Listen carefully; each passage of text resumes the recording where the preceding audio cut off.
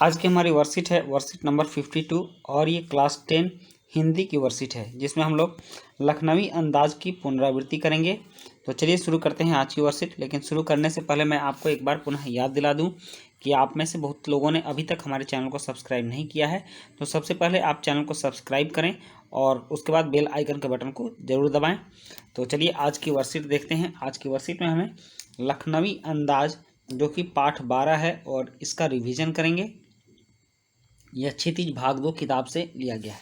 तो बच्चों इससे पहले भी आपकी वर्कशीट में यह चैप्टर गुजर चुका है। अगर आप क्लास 10 हिंदी विषय के प्लेलिस्ट में जाएंगे तो ये वर्कशीट आपको शुरू के दिनों में मिल जाएगी और आपको पता चलेगा कि ये कैसे इसकी पढ़ाई हुई थी। खैर दोबारा अब इसकी पढ़ाई शुरू हो रही है तो ध्यान से आप इस वर्कशीट को पूरा कीजिए।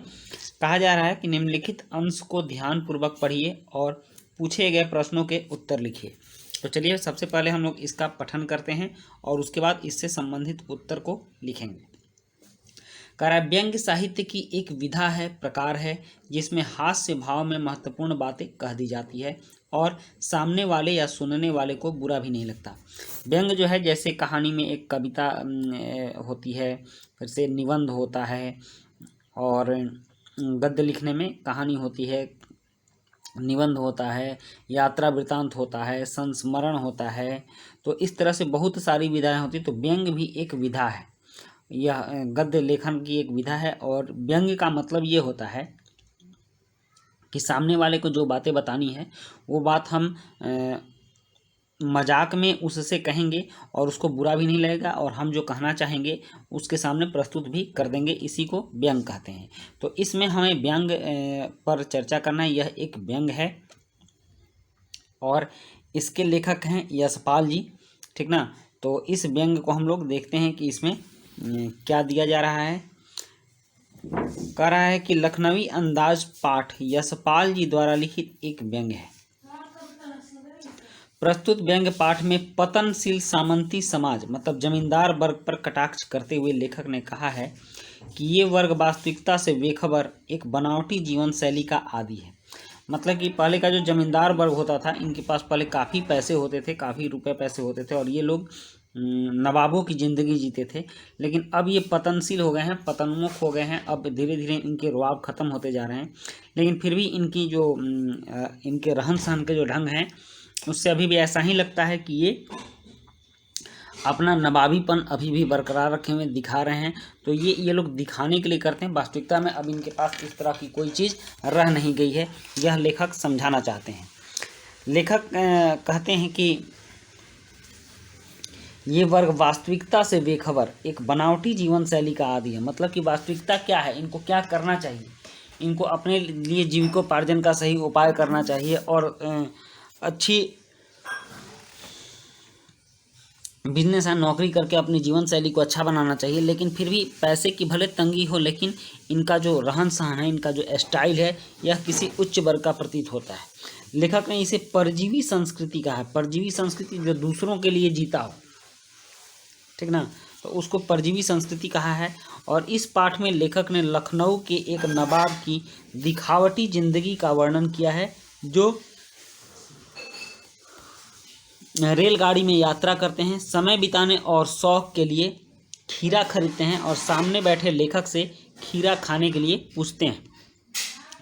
वैसे भी लखनऊ नवाबों का शहर कहा जाता है और लखनऊ में नवाब बहुत ज़्यादा मिलते हैं। तो लेखक लखनऊ के नवाब की चर्चा कर रहे हैं कि लेखक की सीट के सामने वाली सीट पर एक नवाब बैठते हैं और समय बिताने के लिए वो खीरा खरीदते हैं और लेखक से भी खीरा खाने के लिए पूछते हैं।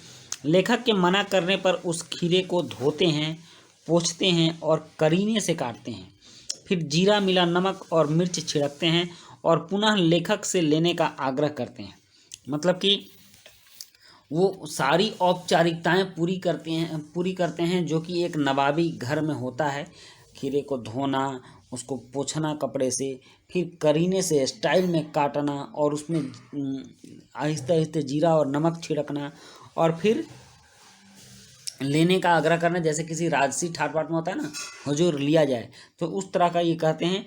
तो लेखक के पहले इनकार किए जाने के संकोचवश मुंह में पानी आने के बावजूद भी दोबारा मना कर देते हैं। लेखक तो पहले मना कर दिए थे कि अब मैं नहीं लूँगा, लेकिन जब कटा हुआ खीरे की फाँक देखते हैं तो लेखक के मुंह में पानी आ जाता है।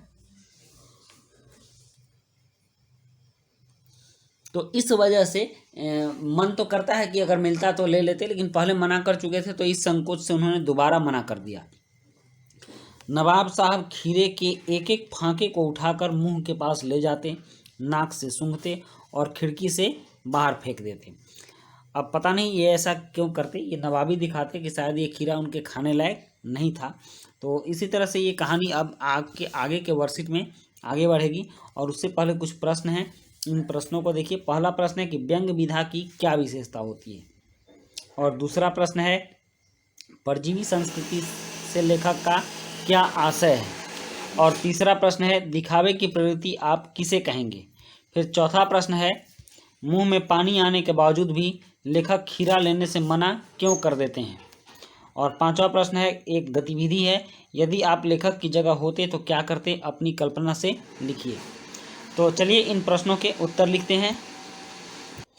यहाँ जो पहला प्रश्न है कि व्यंग विधा की क्या विशेषता होती है, तो इसका उत्तर है व्यंग विधा की विशेषता है कि इसमें हास्य भाव में महत्वपूर्ण बातें कह दी जाती हैं और सामने वाले या सुनने वाले को बुरा भी नहीं लगता। इसके बाद प्रश्न 2 है परजीवी संस्कृति से लेखक का क्या आशय है, तो इसका उत्तर है जो वर्ग विशेष वास्तविकता से बेखबर होकर एक बनावटी जीवन शैली जीता है, लेखक ने उसे परजीवी संस्कृति कहा है। उसके बाद दिखावे की प्रवृत्ति आप किसे कहेंगे, तो इसका उत्तर है जब हम कोई भी ऐसा कार्य करते हैं जो हमारे आवश्यकता के लिए नहीं है, लेकिन वह काम लोगों को सिर्फ दिखाने के लिए होता है, तो उसे दिखावे की प्रवृत्ति कहते हैं। और चौथा प्रश्न है मुंह में पानी आने के बावजूद भी लेखक खीरा लेने से मना क्यों कर देते हैं, तो इसका उत्तर है लेखक ने पहले भी खीरा लेने से मना किया था, इसलिए मुंह में पानी आने के बावजूद भी संकोच बस दोबारा मना कर देते हैं। और पांचवा प्रश्न है यह एक गतिविधि है, यदि आप लेखक की जगह होते तो क्या करते, अपनी कल्पना से लिखिए। तो इसका उत्तर है यदि मैं लेखक की जगह होता तो मैं भी खीरा लेने से मना कर देता। तो बच्चों ये थी आपकी वर्कशीट नंबर 52 और आपने पूरी वर्कशीट की, इसके लिए आपको बहुत बहुत धन्यवाद। मिलते हैं नेक्स्ट वर्कशीट में। लाइक कमेंट सब्सक्राइब करना ना भूलें। Okay, thank you, bye.